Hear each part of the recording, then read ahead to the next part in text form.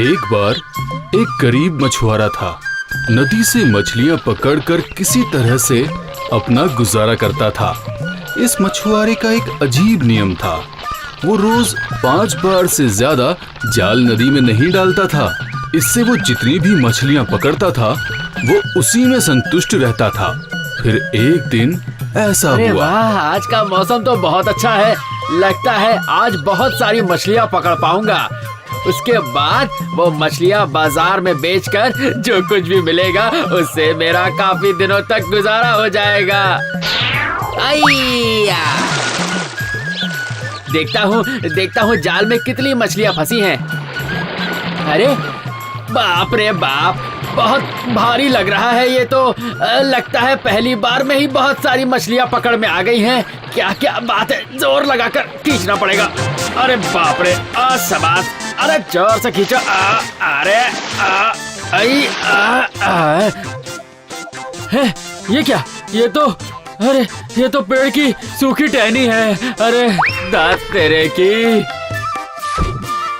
चलो कोई बात नहीं, पहली बार में जो हुआ सो हुआ। अगली बार ऐसा नहीं होना चाहिए। चलो फिर से कोशिश करता हूँ। बहुत सी आशाएं लेकर पानी में जाल डाला है। इस बार जरूर मेरे नसीब खुलेंगे।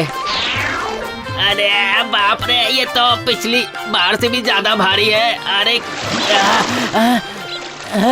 अरे ये तो इस बार तो मैंने बड़ी आशा से जाल फेंका था। इस बार भी मेरे हाथ कुछ नहीं लगा। फिर भी मैं उम्मीद नहीं छोड़ूंगा। एक बार और कोशिश करके देखता हूँ।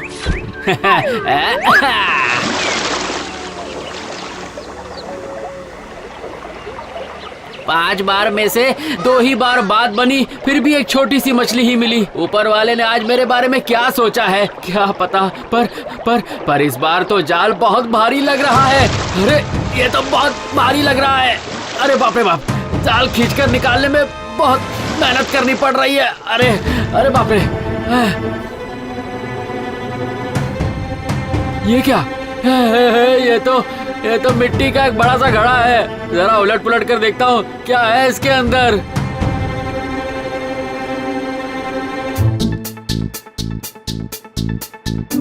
अरे ये तो घड़े के भीतर मोहरे वोहरे कुछ नहीं है, सिर्फ सड़ी हुई मिट्टी पड़ी है। आज मैं बाजार में क्या जाकर बेचूंगा? वहाँ घर में मेरे बच्चे मेरी राह ताक रहे होंगे। चावल दाल खरीद कर ले जाऊंगा, तभी तो घर में चूल्हा जलेगा।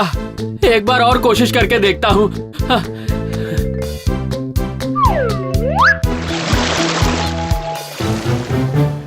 एक बार और देखता हूँ इस बार मेरी किस्मत में क्या है। इस बार जरूर खाली हाथ नहीं लौटूंगा।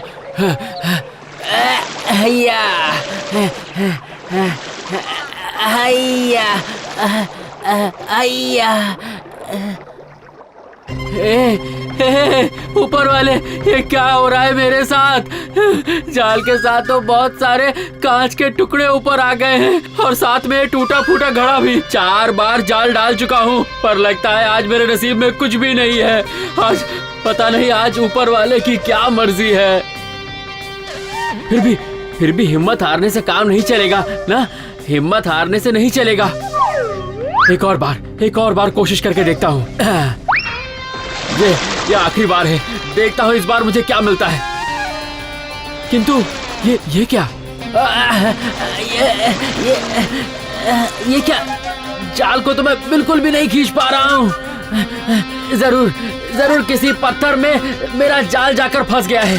लगता है जाल को निकालने के लिए बहुत मेहनत करनी पड़ेगी।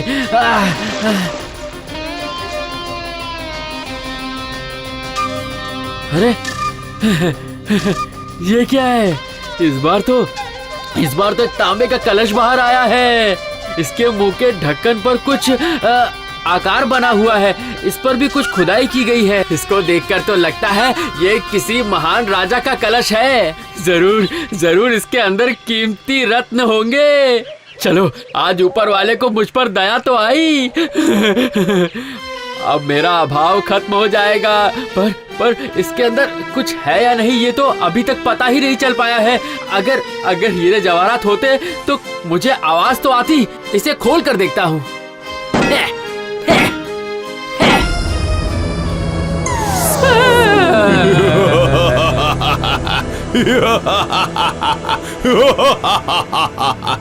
ऊपर वाले को छोड़कर मैं दुनिया में किसी की परवाह नहीं करता।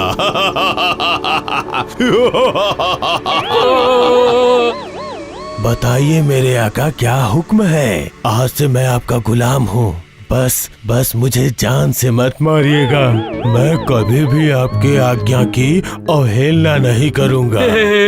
शक्तिमान दैत्य, मैं देवताओं का दूत नहीं हूँ। मैं तो एक मामूली सा मछुआरा हूँ। मैं कुछ नहीं जानता। अरे बाप रे, कितने भयंकर हो तुम। अच्छा ही हुआ, बहुत अच्छा हुआ। लगता है आपने ही मुझे मुक्ति दी है। मैंने ही तुम्हें मुक्ति दी है। वही जो मुक्ति तुमने बोला वही दी है। बढ़िया, बहुत बढ़िया। फिर तो अब आपको मरना पड़ेगा। क्या कहा? मैंने तो तुम्हें कोई नुकसान नहीं पहुंचाया है, बल्कि इस कलश में बंदी थे तुम। मैंने तुम्हारी तकलीफ दूर की है, तुम्हें मुक्ति दी है। फिर मुझे क्यों मारना चाहते हो? बताओ। तो फिर सुनिए, बहुत दिनों पहले अपनी ताकत के अहंकार में मैंने देवताओं के विरुद्ध युद्ध की घोषणा कर दी थी। पर उस युद्ध में हार जाने के बाद देवताओं ने मुझे एक तांबे के कलश में बंद करके उस कलश को समुद्र के पानी में फेंक दिया और कहा कि जब तक मुझे मुक्ति नहीं मिल जाती उतने दिनों तक मुझे अपने अपराधों के लिए ऊपर वाले से क्षमा मांगते रहना होगा।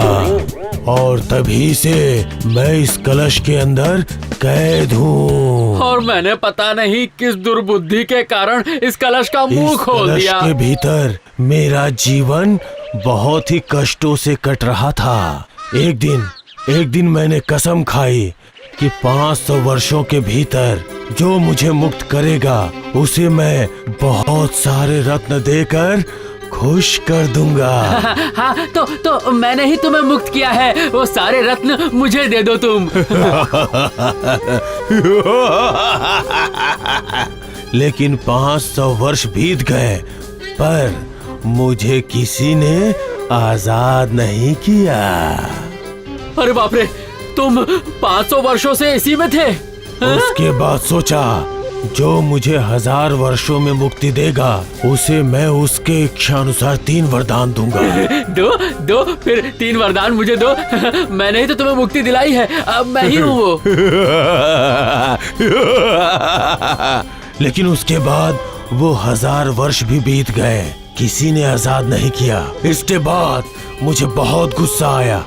क्रोध से, अपमान से मैंने तय किया कि जो मुझे इस बंधन से मुक्त करेगा उस दुष्ट को मैं जान से मार डालूंगा। अरे मर गया, मैं तो मर गया। ये क्या किया मैंने? मैं तो गया काम से।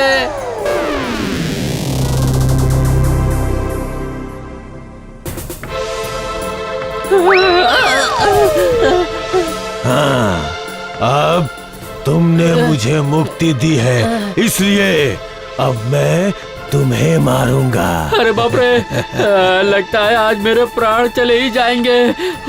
पर बचने के लिए एक आखिरी कोशिश तो मुझे करनी ही पड़ेगी। ऊपर वाले ने इसे ज्यादा शक्ति दी है, देखता हूँ क्या इसकी बुद्धि भी मेरी जितनी तीव्र है या नहीं। सुनो, बोलो जल्दी बोलो। अरे बोलो। हाँ, क्या बड़बड़ा रहे हो तुम? अरे दैत्य भाई, वो क्या है कि अब तो मुझे मरना ही पड़ेगा, पर मरने से पहले मेरा एक संदेह है, बस वो मिटा दो ताकि मरने के बाद मुझे कोई दुख ना रहे। आखिर कैसा संदेह? यही कि इतना बड़ा शरीर लेकर तुम इतने छोटे से कलश में आए कैसे? मुझे तो लगा तुम झूठ कह रहे हो, मुझे तो विश्वास ही नहीं हो रहा है। नहीं, बिल्कुल नहीं, तुम इसके अंदर आए नहीं। मैं झूठा हूँ? क्या मैं इस कलश के अंदर नहीं रह सकता हूँ? रुको, मैं फिर इस कलश के भीतर घुसकर मैं अभी साबित कर देता हूँ। हाँ, साबित करो, तभी तो मुझे विश्वास होगा।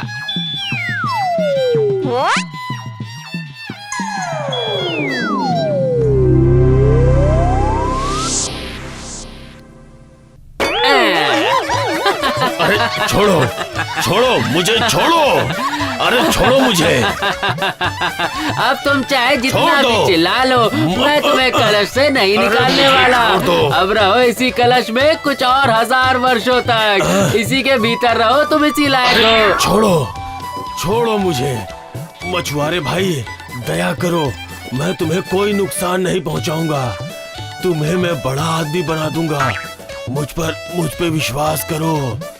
बस मुझे छोड़ दो, छोड़ दो मुझे। बिल्कुल नहीं छोड़ूंगा। मैं तुम्हें छोड़ दूं और आकर तुम मेरा गला दबा दो। चालाकी दिखाने के लिए तुम्हें और कोई नहीं मिला। ऊपर वाले की सौगंध खा के कहता हूँ, मैं तुम्हें कोई नुकसान नहीं पहुंचाऊंगा। अच्छा ठीक है, जब इतना कह ही रहे हो तो फिर लो ये कलश मैं खोल ही देता हूँ।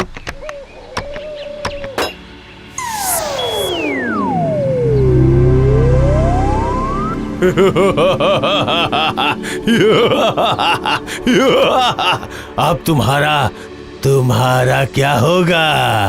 याद रहे तुमने ऊपर वाले की सौगंध खाई है। तुम मेरा कुछ नहीं बिगाड़ोगे, बल्कि मेरे ऊपर उपकार करोगे। चलो चलो, तुम मेरे साथ चलो।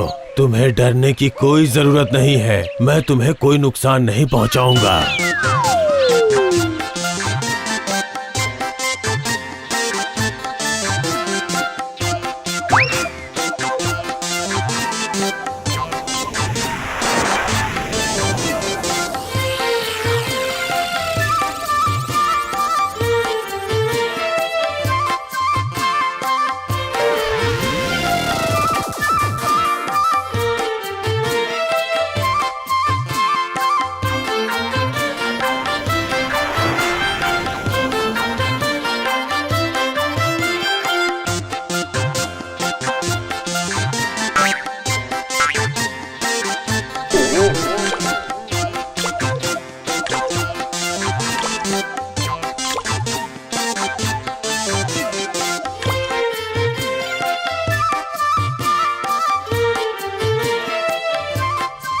अरे बाप रे, ये तुम मुझे कहाँ ले आए हो? रोज यहाँ बस एक बार जाल डालना, बस एक बार, तभी तुम्हारे जाल में 4 रंगीन मछलियाँ फंसेंगी। उन मछलियों को लेकर तुम महाराज के दरबार में चले जाना। वो इन्हें पाकर खुश हो जाएंगे और तुम्हें ढेर सारा इनाम देंगे। फिर तुम्हारी गरीबी दूर हो जाएगी।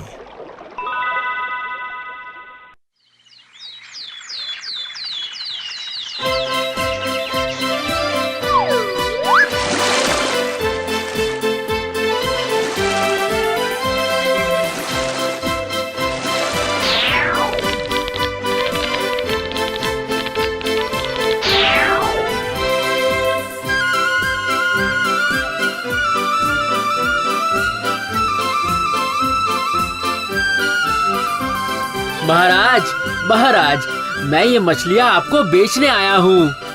अरे अरे, ये क्या? ये तो 4 रंगों की अलग अलग मछलियाँ हैं, लाल, पीली, नीली, हरी। मंत्री, मंत्री, इस मछुआरे को अभी तुरंत 400 मोहरे दे दो और रसोइयों से कहो कि ये मछलियाँ मुझे तलकर अभी खिलाए। महाराज की जय हो।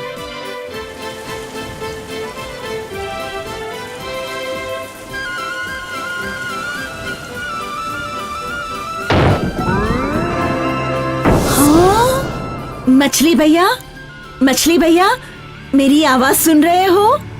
सुन रहा हूँ। क्या बात है, कहो।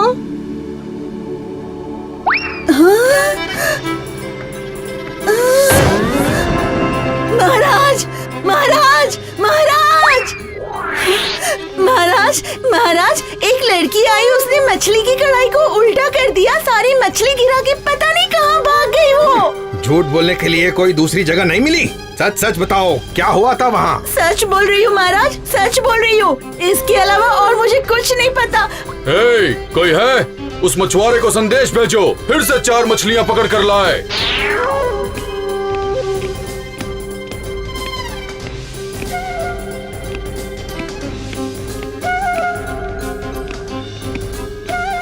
मंत्री जी, मंत्री जी, आपने मुझे बुलाया क्या? हाँ, बुलाया है। मुझे वैसी ही और 4 मछलियाँ चाहिए। मगर मंत्री जी, आज तो उससे ज्यादा मछलियाँ नहीं आ सकती। प्रतिदिन 4 से ज्यादा मछलियाँ पकड़ना निषेध है। ठीक है, तो फिर कल ले आना। ठीक है मंत्री जी।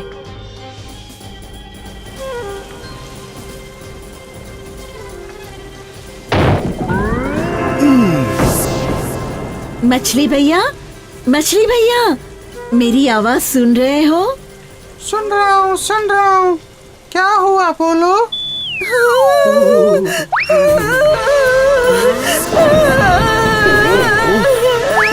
महाराज, महाराज, अविश्वसनीय मामला है। उन मछलियों की कढ़ाई को पलटकर जलपरी ने उन्हें जला डाला है। अजीब बात है, ये तो बहुत अजीब बात है।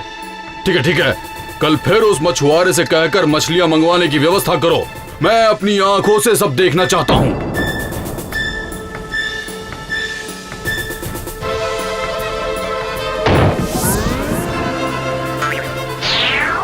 मछली भैया, मेरी आवाज सुन रहे हो? सुन रहा हूँ। क्या बात है बोलो।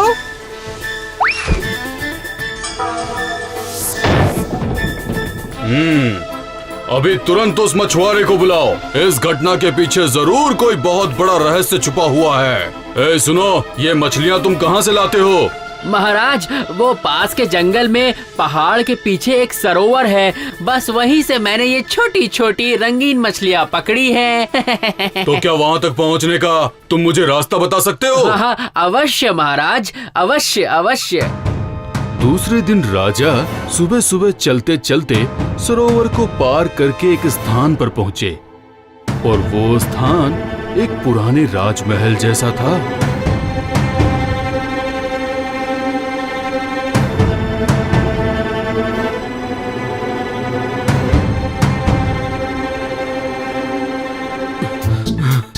कोई है? मुझे थोड़ा पानी पिला दो। मैं चलते चलते थक गया हूँ। मुझे थोड़ा पानी दे दो।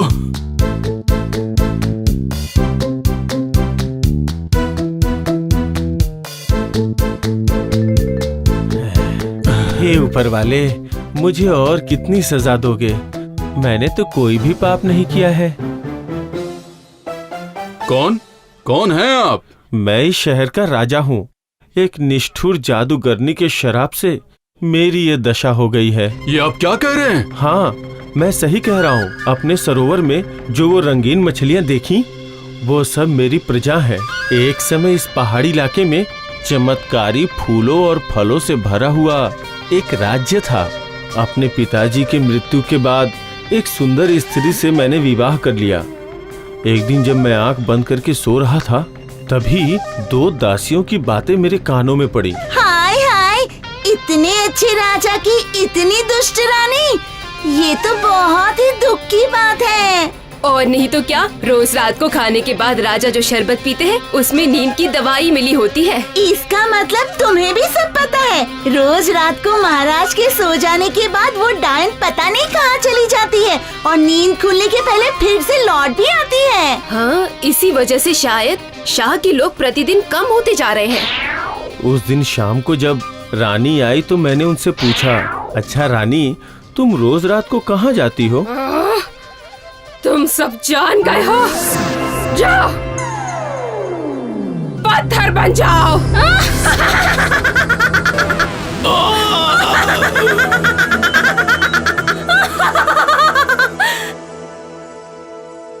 चिंता मत करिए, आज ही आपके दुखों का अंत होगा।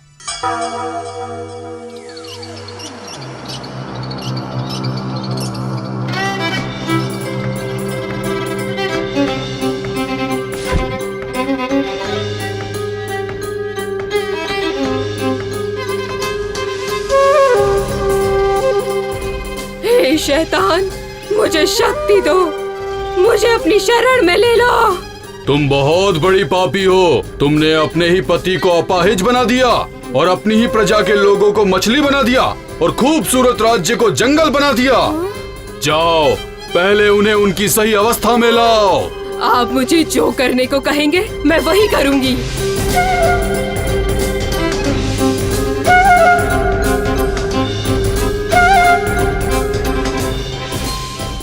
शैतान का नाम लेकर कहती हूँ, सब पहले की तरह हो जाओ।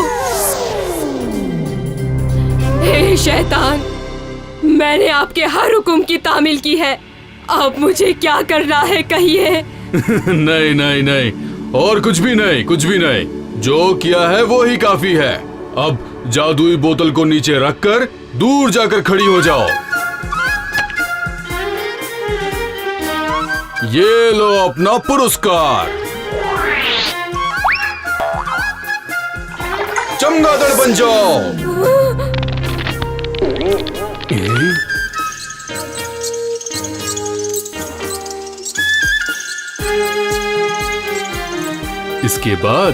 इसके बाद राजा ने मछुआरे को बहुत सारा पुरस्कार दिया और मछुआरा भी अपना पूरा जीवन सुख और आनंद से बिताने लगा।